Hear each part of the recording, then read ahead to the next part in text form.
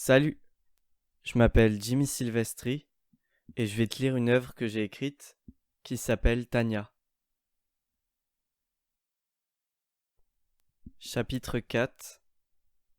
La bouteille de verre vert. Une fois dans l'ascenseur, je cherchais le bouton menant au 8e étage, en vain. Ce dernier manquait, comme s'il avait été décousu de la paroi en acier. Je sortis de la cabine pour laisser la place à une vieille dame aux cheveux neige qui me toisait du regard. Elle finit par entrer dans la cabine avec son chariot de course et pressa un des boutons toujours accrochés. Les portes mirent du temps avant de se fermer.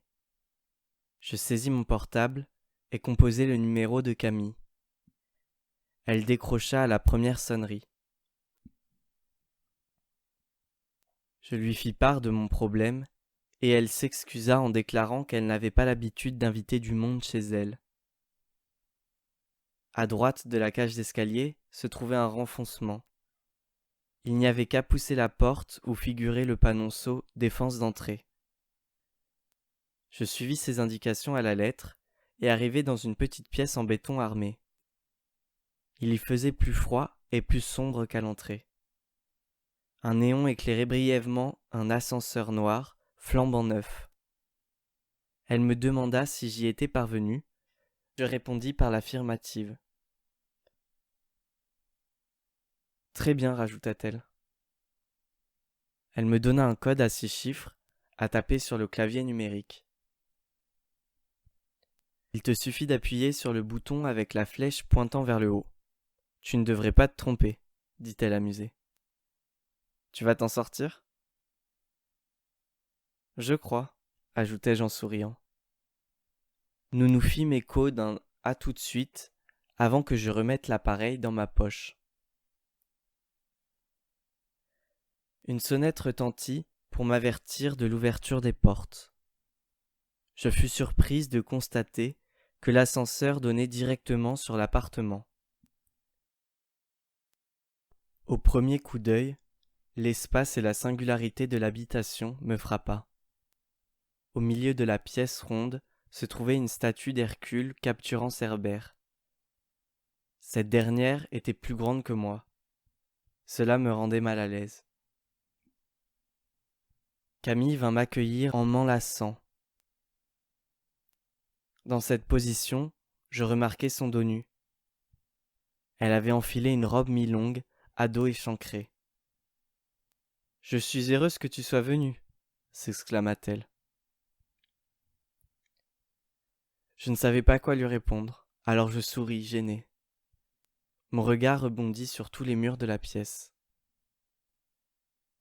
Ce court échange nous permit d'accéder au salon encore plus imposant.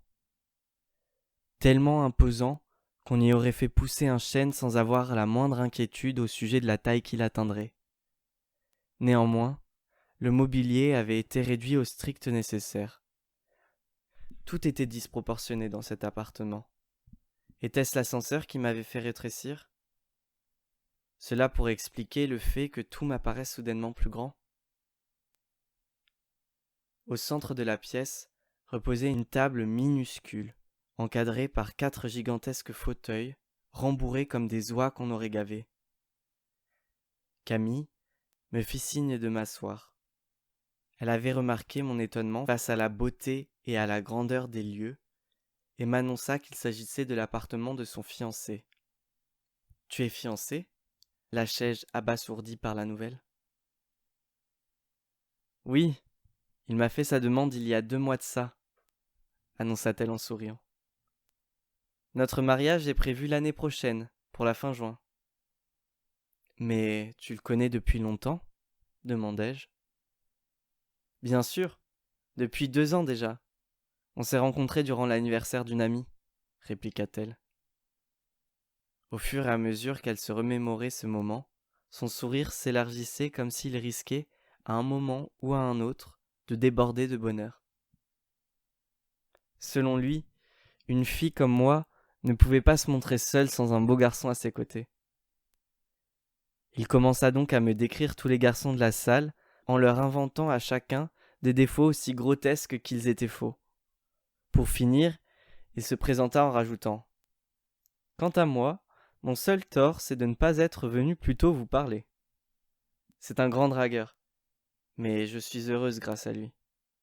Et toi, de ce côté ? » Avant que j'eusse le temps de répondre quoi que ce soit, Camille observa soudainement la table basse qui nous séparait avant de s'indigner. « Mais je ne t'ai rien servi ?» Même si j'avais beau être le complément de cette phrase, je n'avais pas l'impression qu'elle m'était adressée. D'autant plus que Camille ne m'avait pas regardé en la prononçant. Elle se leva aussi subitement qu'elle s'était inquiétée, ce qui me laissait du temps pour penser à ce que je lui répondrais lorsqu'elle reviendrait. J'avais honte d'annoncer que je vivais seul à Camille. Je ne voulais éveiller aucune pitié en elle. À ce moment de mon introspection, Camille fit son retour dans la salle, une bouteille de vin blanc dans une main, 2 verres et une boîte de pâtisserie dans l'autre. Elle posa ce qu'elle venait d'apporter sur la table basse, qui semblait ne rien pouvoir accueillir de plus. J'y remarquai tardivement la présence d'un tire-bouchon. Je ne savais pas comment il était apparu. De toute façon, le plus important fut qu'il se soit trouvé à cet emplacement au bon moment, car Camille le saisit pour déboucher la bouteille de verre vert. Nous reprîmes la conversation, une fois nos verres à pied remplis. Je lui annonçai mon célibat, ce qui eut pour effet de la surprendre. Je faisais mon possible pour éviter de m'épancher trop longtemps sur le sujet. Suite à quoi, elle me réclama des détails sur mon voyage au 5e continent. J'y suis resté 4 ans, lui expliquai-je. À Melbourne exactement. Il y fait incroyablement chaud, surtout en décembre. Oui, je sais, c'est assez étrange, mais là-bas les saisons sont inversées. Le seul problème, c'est qu'avec cette chaleur, on aimerait se baigner, mais le continent est encerclé par les requins. J'étais assez réticente quand il s'agissait de se baigner en mer. Mis à part cela, Melbourne est une ville très artistique. Entre la statue de la Trobe marchant sur la tête, la bibliothèque émergeant du trottoir de Petrus Pronk, ou le porte-monnaie perdu de Simon Perry, s'y promener promet de belles surprises, et si un jour tu pars pour l'Australie, je ne peux que te recommander de passer à Melbourne. Au fil de la conversation, Camille devint de plus en plus sincère. Je devais certainement attribuer cela à l'alcool. Le temps avait coulé comme le nectar de la bouteille de verre vert, et tout comme Camille, j'étais éméché. Mais il me restait malgré tout un peu plus de réserve. Cette dernière me révéla qu'elle souhaitait que je sois sa dame d'honneur. J'étais confuse. Tout se passait si rapidement. D'abord notre réconciliation, maintenant cette histoire de mariage. Pouvais-je vraiment refuser ?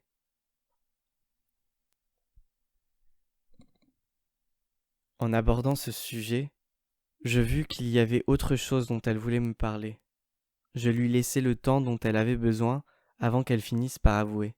« Dis-moi, Tania, j'ai une question assez personnelle à te demander. Surtout, tu n'es pas obligée d'y répondre. »« Je t'en prie, » me dépêchai-je d'ajouter. « Qu'y a-t-il »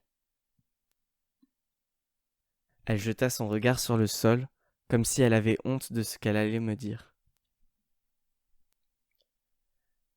Pourquoi n'es-tu jamais venue à son enterrement ?» Je fronçai mes sourcils. Mon esprit avait beau s'agiter dans tous les sens pour essayer de compléter ces paroles sibyllines, je ne voyais pas du tout à quel enterrement elle faisait référence. « De quel enterrement parles-tu » Cette phrase résonna dans l'immense salon du 8e étage. Fut-ce là les raisons du silence de Camille ? Je ne pense pas. Elle pesait un à un les mots qu'elle allait prononcer. Celui de Timothée ? Encore un silence. Sa voiture a été frappée par un bus peu de temps après que tu sois parti en Australie ? Je pensais que tes parents t'avaient mise au courant. Mon cœur s'arrêta sous le choc. Mon corps disparaissait au profit de mon esprit. Mes yeux devinrent plus brillants. Camille vint me rejoindre sur le fauteuil et me serra contre elle.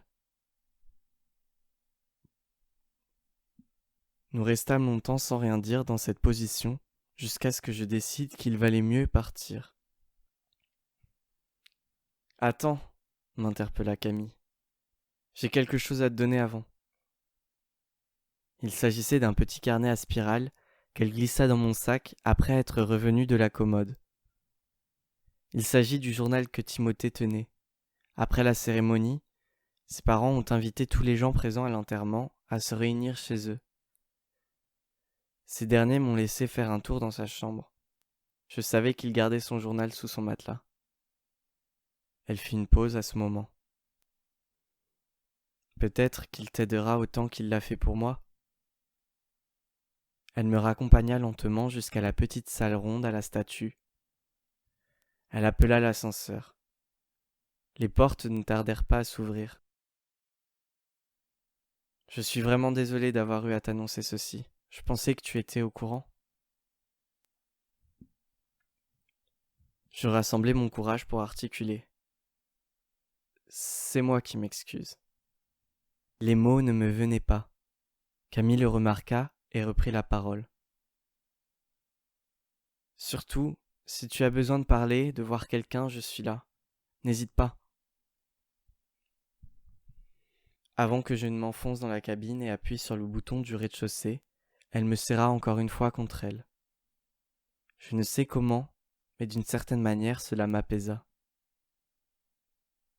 Il n'y a rien de plus rassurant et de plus naturel que ce contact corporel, cette chaleur humaine.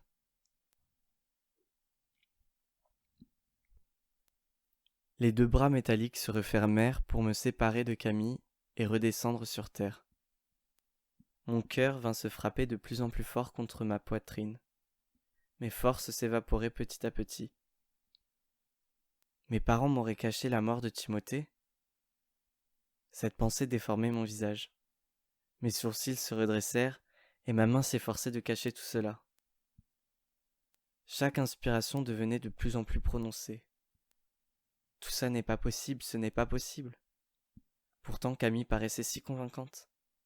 Et si c'était vrai ? Je lançai mon sac contre les parois froides et grises de la cabine. Des larmes chaudes coulèrent de mes yeux. Je m'échappai de cette cage et quittai l'immeuble en repoussant violemment les portes de sortie. Le vent souffla sur mon visage et en arracha les gouttes de tristesse. Il me pétrifia l'âme. Je tentai de calmer ce qui se débattait en moi, mais mes larmes coulaient de plus belle. Tout le chemin durant, je combattais avec moi-même pour tranquilliser mon âme. Cela me tuait de devoir afficher un sourire à côté de tous ces inconnus. Je me laissai avaler par la bouche de métro et pénétrai dans les boyaux de Paris. Le vent avait séché mon visage à ma place. J'arborais un visage monotone, comme tous les voyageurs de la rame de métro. Le trajet fut long. Je marchai d'un pas pressé vers la sortie et atteignis rapidement mon appartement. Je m'allongeai sur le lit et fermai les yeux.